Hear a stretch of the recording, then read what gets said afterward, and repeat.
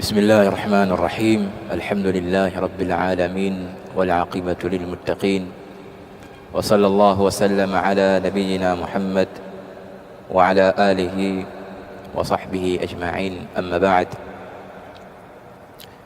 tunaendelea na majalis zetu na vikao vyetu vinavyohusu na vinavyolenga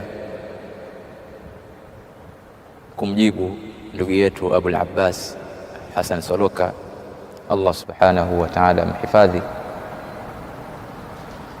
juu ya ufahamu wake mbovu katika kutaamal maa almasail alkhilafia alijtihadiyya, jambo ambalo limempelekea yeye kuona kuwa kuna ulazima wa kuwafanyia inkar waliomkhalifu yeye katika mawqifi yake ya kuharamisha at-taswir al-fotografi, na kuona kitendo chao hicho ni kitendo cha batil na maslaki yao hayo ni maslakun batil.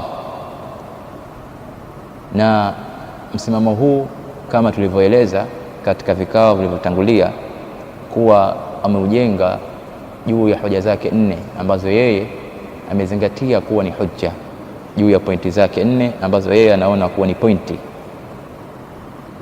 Katika majlisi ya kwanza tulijibu hoja yake ya kuwa masala hii ni mas'alatun khilafiyya la ijtihadiyya, tukabainisha tukaweka wazi kwa maelezo yaliyokuwa wazi yakinifu kwa almutaammil, kwa yule ambaye mwenye mazingatio, walmunsif, na mwenye kufanya insafu.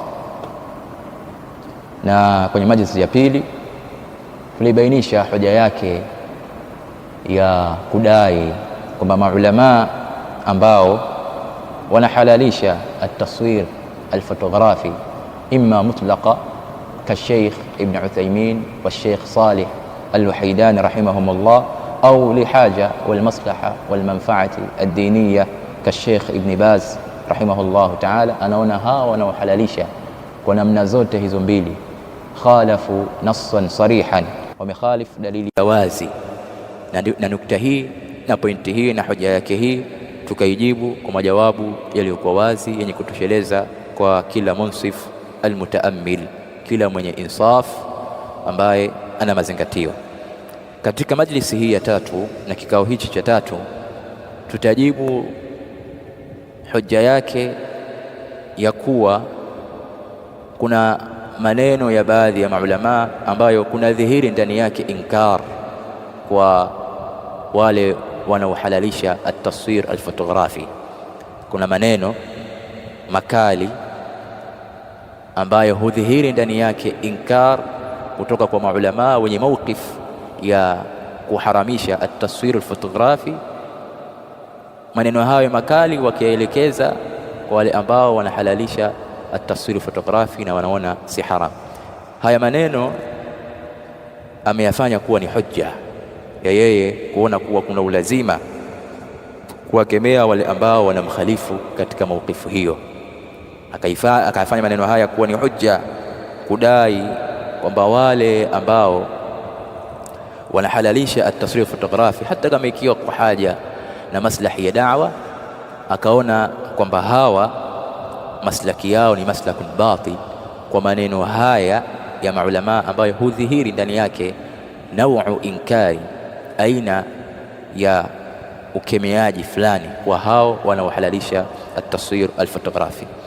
Na nukta hii tutaijibu kwa majawabu matatu yenye kutosheleza, lakini kabla sijaingia katika majawabu, ningependa ninukuu sehemu ya maneno yake ambayo yanaashiria wazi kuwa ameyategemea maneno haya ya maulama yeye kuwa na msimamo huo wa kuwafanya inkar wanaomkhalifu.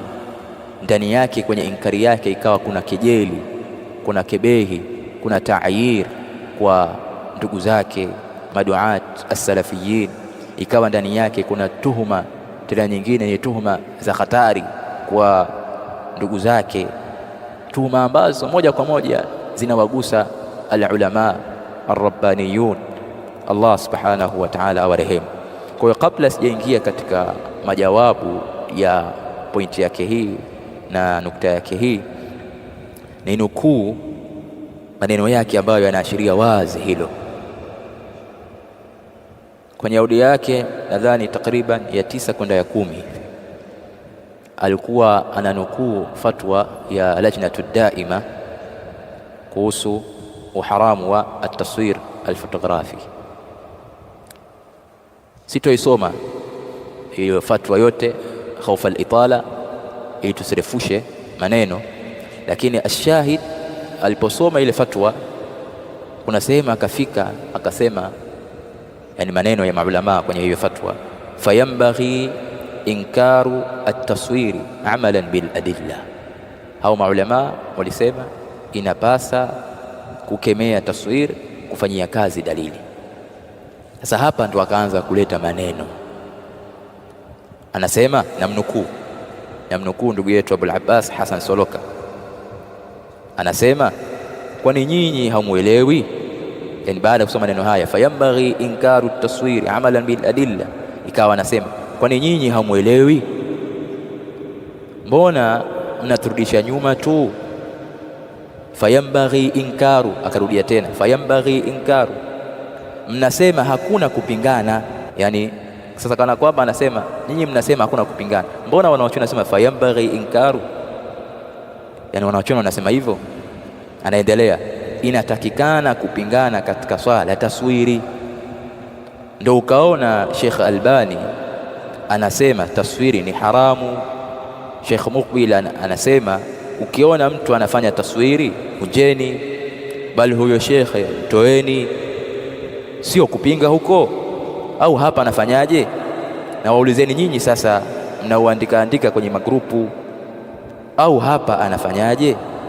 Anapoulizwa Sheikh Fauzan kwenye fatawa zake, anapoulizwa na kuelezea kwenye I'anatul Mustafid, ikawa anashadidia masala haya na kusema maneno makali. Hawa wanaotaka kuhalalisha hili hawana hoja, maneno yao ni farigh, meupe tu, falsafa tu. Je, hakuwa anajua kuwa baadhi ya mashekhe wanaona kuwa inafaa? Je, Sheikh Fauzan alikuwa hajui maneno haya? Wakati anayasema alikuwa hajui kwamba kuna mashekhe wanaona inafaa kama vile Ibn Uthaymeen, Salih al-Haidani. Aendelea kusema, namnukuu, wengine mmeandika mashekhe wenyewe hawakupingana katika hilo, wao wenyewe waliamiliana hivyo hivyo. Anasema sasa Soloka, hamuoni kwamba mashekhe na maulamaa wanataja maneno makali dhidi ya wale ambao wao wanafahamu huwa wanaliruhusu hilo? Hamuoni ya kwamba maulamaa wanataja maneno makali dhidi ya wale ambao wao wenyewe wanafahamu kwamba hao wanaosema wanaruhusu hilo? Kwani nyinyi hamuelewi hayo maneno? Si sawa kusema afala taqiluna, lakini afala tatafakkaruna. Hamuoni namna ya maulamaa wanavyozungumza maneno makali, kina Sheikh Muqbil, Sheikh Fauzan, Sheikh Rabi', bali wakati mwingine wanaacha kufanya mihadhara katika baadhi ya masajid, baadhi ya sehemu kwa ajili ya kuwepo taswiri. Sema tu hapa kwa sababu nyinyi mnaona hivyo, bali ukikuta sehemu ya taswiri usiende. Wakina Hamud At-Tuwaijiri, yani maana yake wakina Sheikh Hamud At-Tuwaijiri wanasema maneno hayo, na akaendelea maneno mfano hayo. Maneno haya niliyanukuu, nimeyanukuu hapa maneno yake ndugu Hassan Soloka, ili watu wajue na watu wafahamu kuwa hoja yake hiyo anayoijenga inatokana na maneno haya na ndani ya audio zake na ndani ya maneno yake na maelezo yake. Kwa yeye anaona kuwa ni lazima kuwakemea wale mkhalifu katika maukifi yake ya kuharamisha at-taswir fotografi, hata kama ikiwa na wao wameshikamana na kauli za baadhi ya ulama katika masala hii ambayo ni ijtihadia. Yeye anaona kuwa ni wajibu, kwa sababu kuna baadhi ya maneno ya maulama ambayo ndani yake mbona kuna inkari. Hii ndio hoja yake. Hoja hii ifafanua na kuijibu kwa majawabu matatu. Jawabu la kwanza tutamjibu kwa kumwambia ni inkar gani maulama wameifanya. Hiyo inkari ambayo wameifanya maulama ni inkari ya aina gani? Na hapa tutafafanua kwa ufupi ile kaida la inkara fi masail al-ijtihadi. Wakisema hivi la inkara fi masail al-ijtihadi, maulama wanakusudia inkari gani? Hayo masail ijtihad la inkara fiha, kuna inkari ndani yake. Maneno hayo wanayosema maulama kwamba hakuna inkari katika masaili ambayo ndani yake inafaa kujitahidi, wanakusudia inkari ya aina gani? Hiyo ni jawabu la kwanza. Jawabu la pili tutamjibu kwa kuhoji, je, inkar walioifanya maulama hawa kwenye maneno yao Sheikh Fauzan, Sheikh Al-Albani na wengineo, Allah subhanahu wa ta'ala awahifadhi waliokuwa hai na warehemu waliotangulia, je, inkar ya maulama ndiyo inkari yako wewe? Inkari ya maulama inafanana na inkari yako wewe kwa ndugu zako as-salafiyin, kwa maduati wenzako as-salafiyin, kwa talabatul ilmi wenzako? Je, inkari ya maulama inafanana na inkari yako kwa ndugu zako masalafi, kwa maduati wenzako masalafi, kwa wanafunzi wenzako masalafi? Je, inalingana inkari yao na inkari yako? Jawabu la pili. Jawabu la tatu tutamjibu kupitia maneno yake yeye mwenyewe. Jawabu hili la tatu tutalijengea kupitia maneno yake yeye, tutamjibu kupitia maneno yake kama tutavyokuja kufafanua. Tukianza na jawabu la kwanza, nukta hii tunaijibu kwa kumwambia inkar walioifanya maulama hawa wenye mawqif ya kuharamisha at-taswir al-fotografi, kwa wale ambao wanakhalifu mawqif hiyo ya tahrim at-taswir fotografi, kwa wale ambao wanahalalisha at-taswir fotografi, inkari walioifanya wao ni inkari ambayo jaiz, inayofaa, kwa sababu maulama waliposema la inkara fi masail ijtihad, wanagawa inkar kwenye masail haya. Kwa yule ambaye amefuatilia atagundua wanagawa maulama inkar katika aina mbili.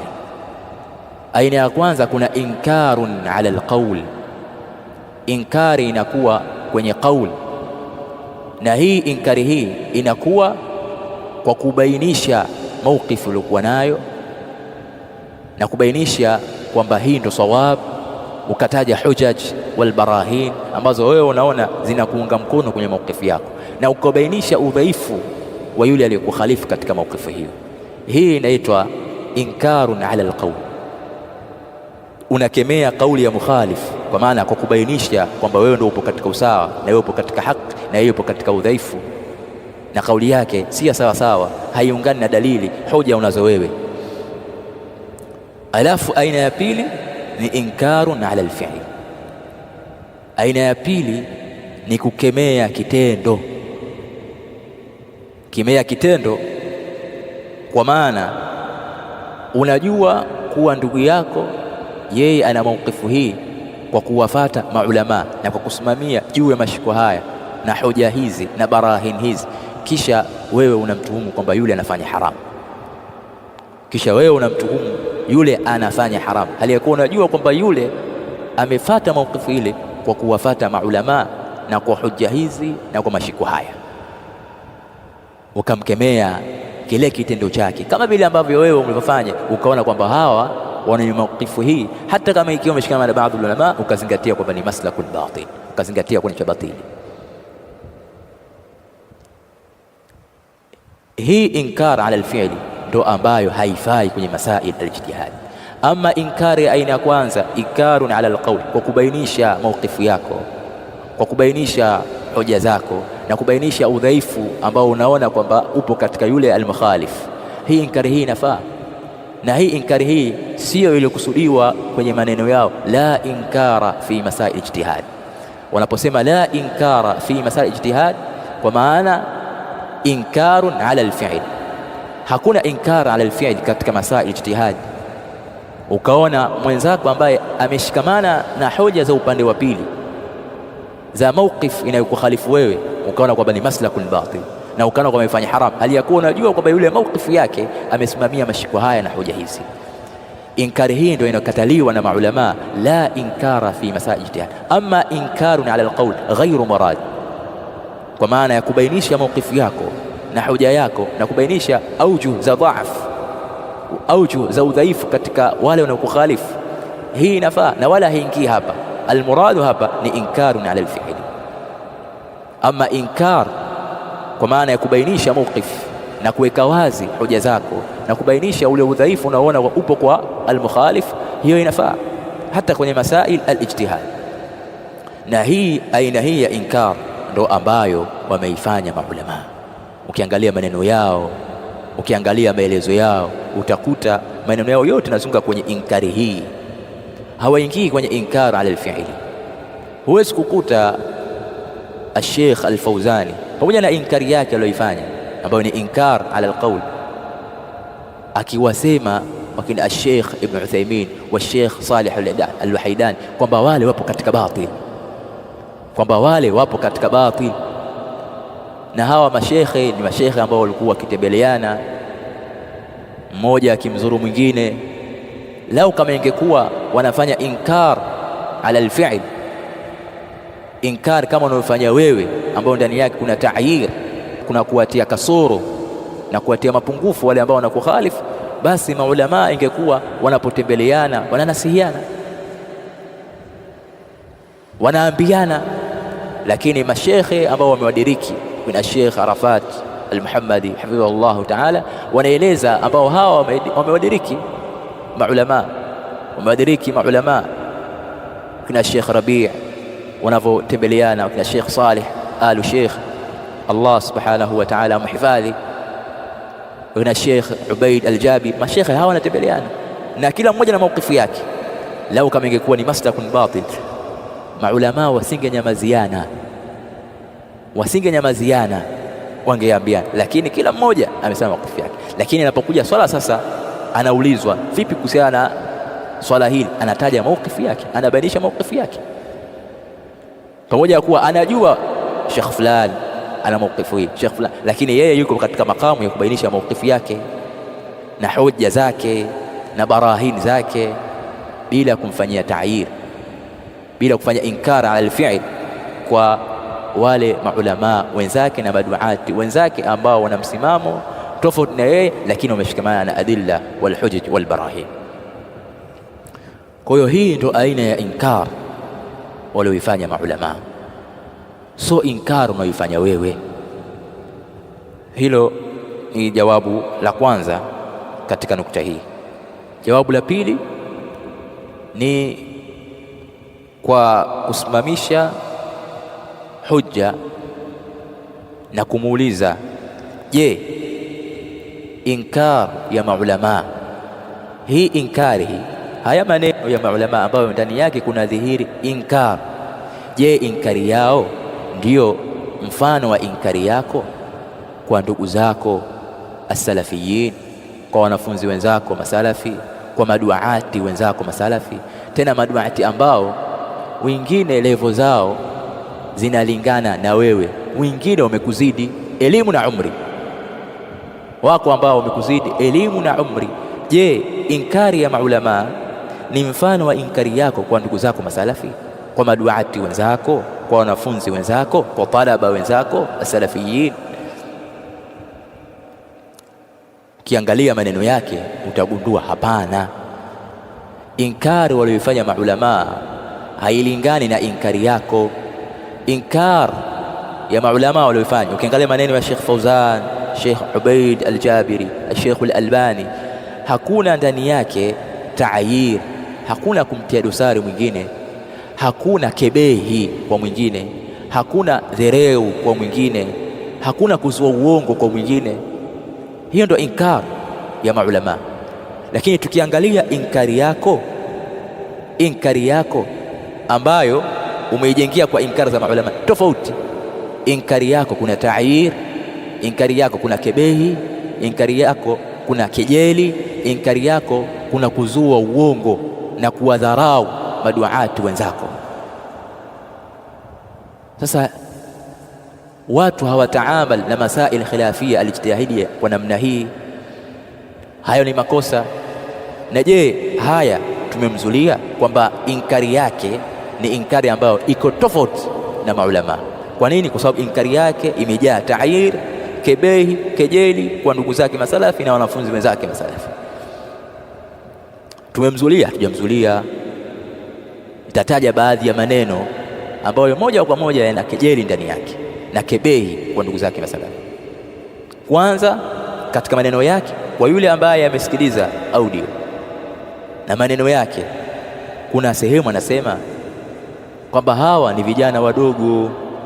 Anaelezea masala khilafia alijtihadiyya, kisha anasema analeta kebehi na ta'yiri kwamba hawa ni vijana wadogo, hawana maarifa. Ni vijana tu wadogo, hawana maarifa.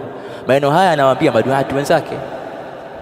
Haina haja ya kuwataja, lakini wengine tunawafahamu wenye mawqif ya kuhalalisha at-taswir fotografi kwa haja na maslahi na manfaa ya ad-diniyya, kama kueneza Uislamu, sunna wa da'wati salafia, na khairi ni kubwa na manufaa makubwa yanapatikana kupitia hadha at-taswir wanaoifanya hawa mashaikh Allah subhanahu wa ta'ala au hifadhi. Na sisi tunazingatia kuwa ni qurba na taa. Allah subhanahu wa ta'ala tawalipa thawabu na ujira, kwa sababu waislamu wengi hasa awamul muslimin wananufaika kupitia hadha at-taswir. Wengi wananufaika kupitia hadha at-taswir kwa sababu sisi tuna ndugu, jamaa, marafiki, majirani, jamii tunaishi nayo, tunaona namna wanavyonufaika, kama vile ambavyo alivyosema Sheikh Ibn Baz rahimahullah ta'ala. Sasa wewe inkari yako imejaa ta'yir, kuwa dharau, kuwa kebei hawa ambao wanatoa juhudi zao. Huoni kwamba unarudisha nyuma? Huoni kwamba wewe ni sababu ya kikwazo da'wa kutosonga mbele? Huoni kwamba wewe ni kikwazo cha kutonifaisha da'wa yetu hii mubarak, da'wa yetu hii tukufu, kwa sababu ya kebehi zako? Sabilu Salaf TV, Sabilu Salaf TV, daima haki itaonekana. وما تركت لك الأيام عذرا لقد وعظتك لا